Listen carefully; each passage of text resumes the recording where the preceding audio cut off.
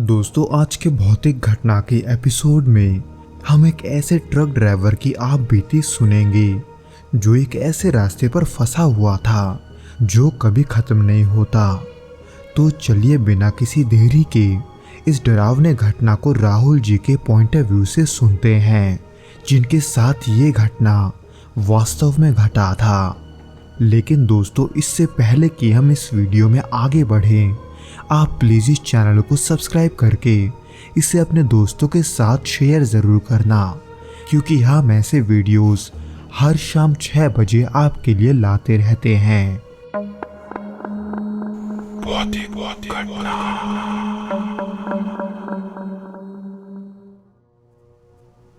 ये घटना 2009 की है। मैं तब हिमाचल प्रदेश में ट्रांसपोर्ट कंपनी के लिए काम करता था। उस दिन मुझे एक ट्रक में सामान लेकर किन्नौर के पास एक छोटे गांव में पहुंचना था। यह इलाका अपने खतरनाक पहाड़ी रास्तों और घने जंगलों के लिए मशहूर था, इसलिए आमतौर पर ड्राइवर मुख्य सड़क से होकर जाते थे।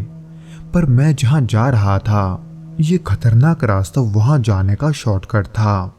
इसलिए मैंने सोचा कि अगर ये शॉर्टकट ले लिया जाए तो मैं दिन में ही वापसी कर सकूंगा। पर मैं तब भली भांति इस रास्ते से उतना परिचित नहीं था।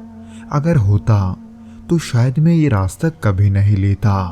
पर उस दौरान मैंने इसे महज एक शॉर्टकट समझकर उस पुराने रास्ते की तरफ गाड़ी मोड़ दी। शुरुआत में तो सब कुछ ठीक था।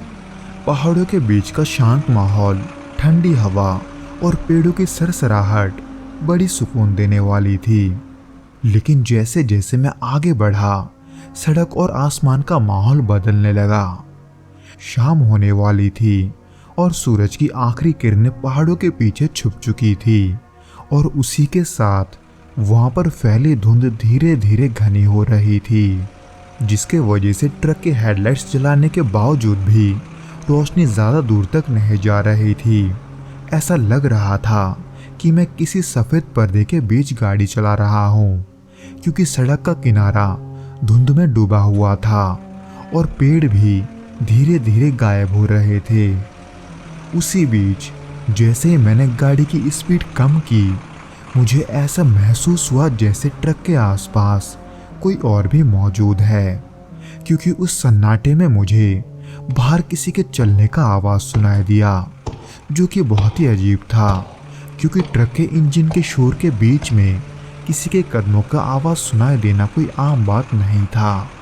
मैंने शीशे से बाहर झांकने की कोशिश की, लेकिन घने धुंध के अलावा बाहर कुछ नहीं था, बल्कि हवा की सरसराहट अचानक और भी तेज हो गई। ऐसा लगा जैसे हवा मेरे कानों में कुछ कह रही हो। पर जब मैंने उसे गौर से सुना तो वो मुझे किसी के फुसफुसाहट जैसे महसूस हुई। पर उसे सुनकर मुझे ये समझ में नहीं आ रहा था कि ये सच में कोई बोल रहा है या सिर्फ मेरा वहम है, क्योंकि वो आवाज़ बहुत ही धीमी और अस्पष्ट थी।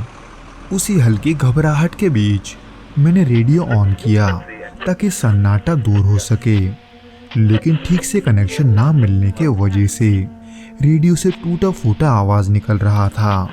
ऐसा लग रहा था जैसे कोई अजीब संकेत देने की कोशिश कर रहा है। इसलिए डर के मारे मैंने रेडियो बंद कर दिया।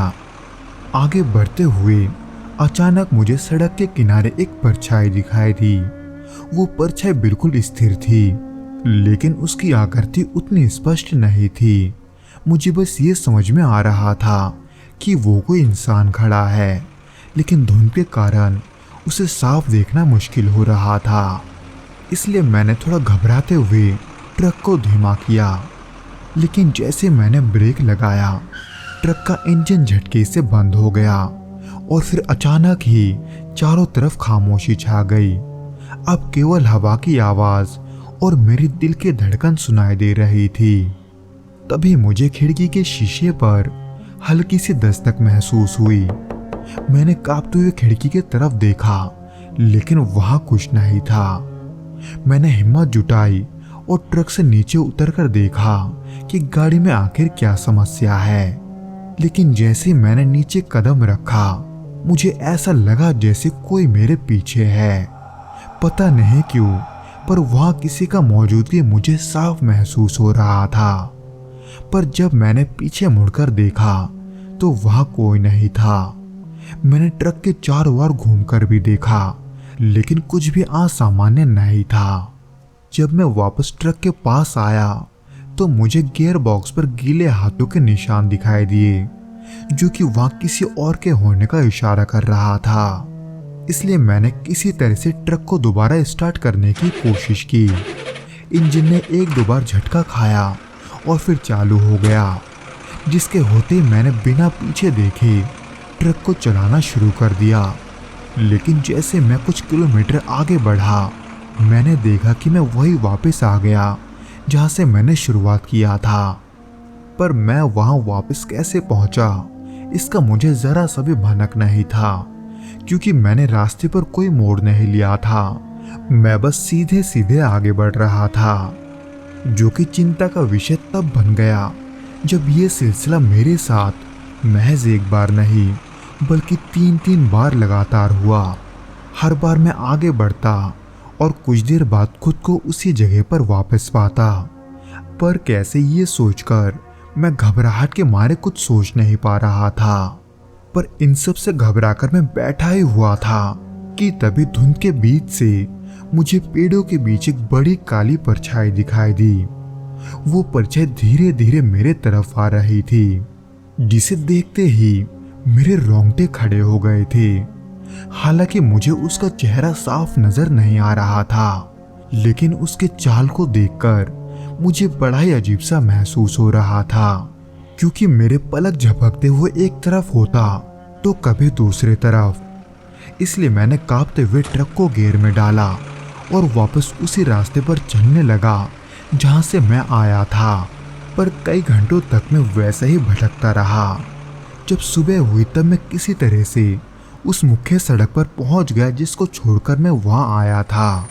इसलिए मैंने पास के गांव पहुंचते ही ट्रक को वहां रोक दिया और वहां के लोगों से मदद मांगी और उनको वो सभी बात बताई जिनसे मैं गुजरा था।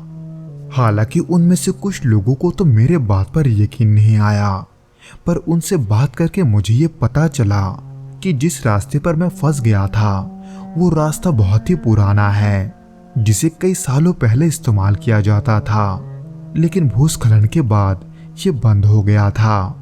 जहां कई बार लोगों को ऐसा लगता है कि वे बार बार उसी जगह को लौट रहे हैं जहां से उन्होंने सफर को शुरू किया था, जिसके वजह से वहां कई हादसे हो चुके हैं। इसलिए उस रास्ते पर उतना कोई नहीं जाता, जिसके वजह से कई लोग उस रास्ते को भूतिया समझते हैं, तो कुछ इसे महज एक इत्तेफाक।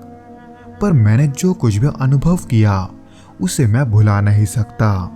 वो डरावनी फुसफुसाहट और वो काली परछाई, ये दोनों मेरे वहम नहीं थे, क्योंकि ट्रक चलाते हुए न जाने मुझे कितने ही साल हो चुके थे, लेकिन आज से पहले ऐसा मेरे साथ कभी नहीं हुआ था और ना ही मुझे ऐसा महसूस हुआ था जो मैंने उस दिन महसूस किया।